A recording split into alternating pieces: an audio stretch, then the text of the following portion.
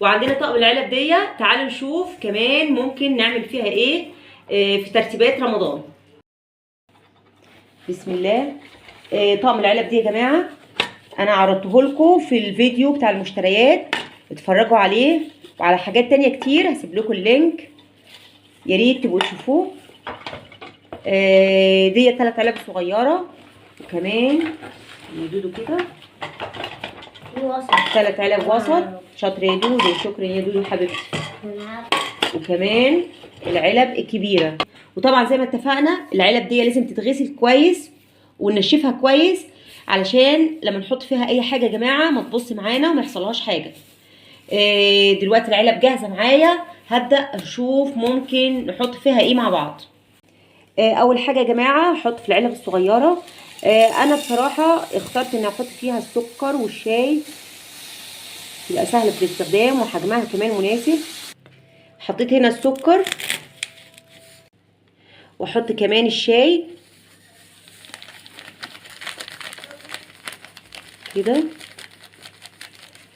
تمام كده. هقفلها تمام كده. طيب طبعا سكر وشاي طبعا اساسي. هحط نعناع، بحب النعناع الاخضر جدا، لكن لازم برضو لما بشتري نعناع بحب انشف كده جزء من النعناع، بنشفه واشيله في برطمان. لازم اخليه يا جماعه، ممكن في ايام بيبقى مش موجود النعناع الاخضر، فده يبقى بديل ممتاز. النعناع ده يا جماعه ممكن نحفظه لفتره طويله جدا، ممتاز اساسي يا جماعه، لازم تعملوا كده. بصوا كده، سكر شاي نعناع شكلهم خطير. العلب الوسط يا جماعه اخترت احط فيها كركديه. الكركديه مفيد جدا يا جماعه لامراض الشتاء، اشربوه وهو ساخن، ممتاز بصراحه. التهاب الزور والكحه خطير. اقفله كده. انا عندي طبعا كميه كبيره هعمل بيها عصير، بس انا هحط في البرطمان ده علشان اللي بيحب يشرب الكركديه الساخن زي ما قلت لكم يبقى جاهز معاه، ممكن يعمل منه بسهوله. ده يا جماعه ورق لورا، حطه كمان.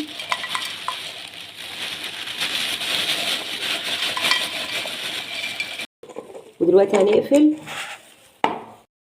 وهنا يا جماعه هحط حمص.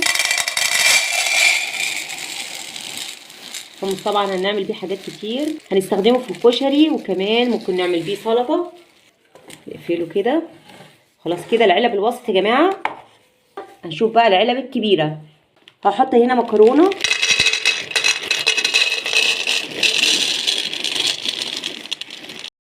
دلوقتي هنقفلها ونشوف العلبه الثانيه.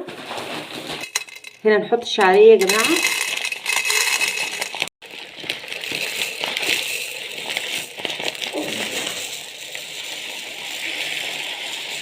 نقفل العلبه. شكل العلب يا جماعه ما شاء الله. نشوف هنا نحط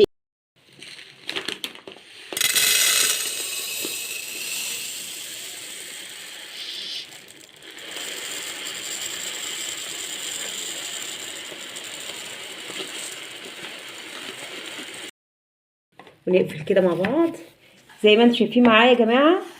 يعني مش محتاجه اقول لكم قد ايه طقم بصراحه روعه. مبسوطه جدا ان انا جبته، لميله حاجات كتير وشكله كمان شيك جدا. واشتريت بسله وجزر علشان افرزها لرمضان.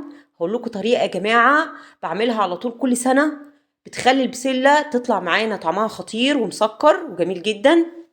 زي ما انتم شايفين معايا لازم البسله يا جماعه اللي هنختارها للتخزين يكون لونها زي ما انتم شايفين، تكونش دبلانه، بيكون لونها اخضر وجميل كده. كمان لما نفتحها نتاكد. بصوا شايفين معايا مش فاضيه ولا حاجه، الثمار بتاعتها من جوه ما شاء الله ممتازه. هفصص كل الكميه دي زي ما انتم شايفين، وكمان هنضف الجزر وهقطعه، وهتشوفوا معايا هنخزن البسله ازاي.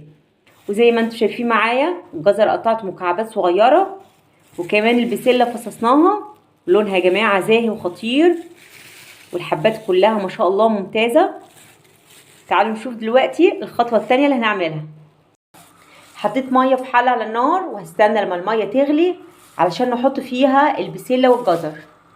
وزي ما انتم شايفين معايا الميه بدات تغلي.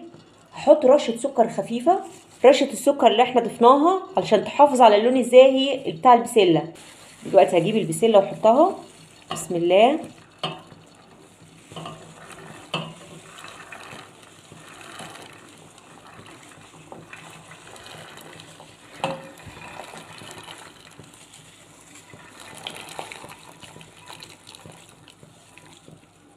هحط كمان الجزر.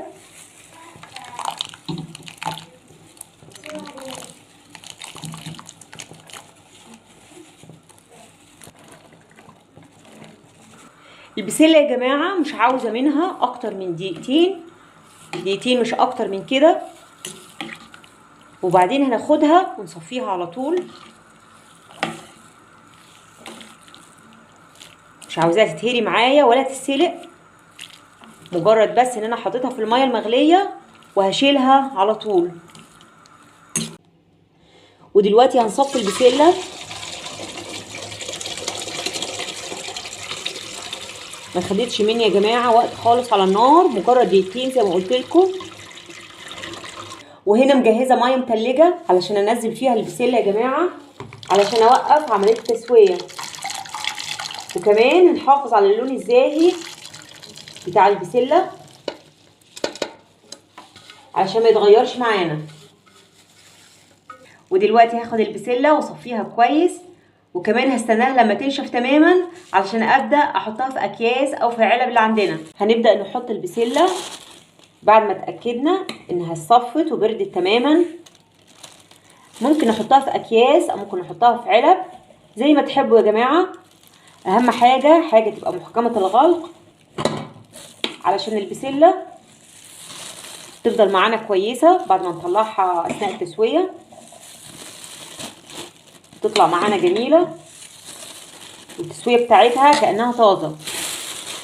طبعا هنحط الكميه اللي احنا عاوزينها، هخلص كل الكميه وهوريكم في الاخر. زي ما انتم شايفين معايا بظبط البسله جوه الاكياس. هحاول افرغ الاكياس من الهواء كويس.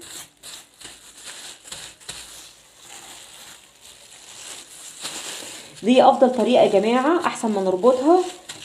الطريقه دي بتخلي الاكياس ما بتاخدش مساحه كبيره في الفريزر عندنا. هوريكم الكميه اللي انا عملتها.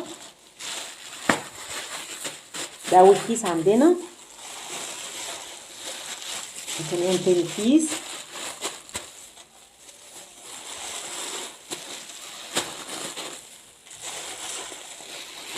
ما شاء الله البسله لونها يا جماعه جميل جدا. طبعا تقدروا تعملوا الكميه اللي انتوا حابينها. يا رب تكون افكار النهارده عجبتكم وتستفيدوا منها. وكل اللي شايفني دلوقتي منساش يعمل لي لايك للفيديو ويشترك في قناتي. وكل سنه وانتم طيبين.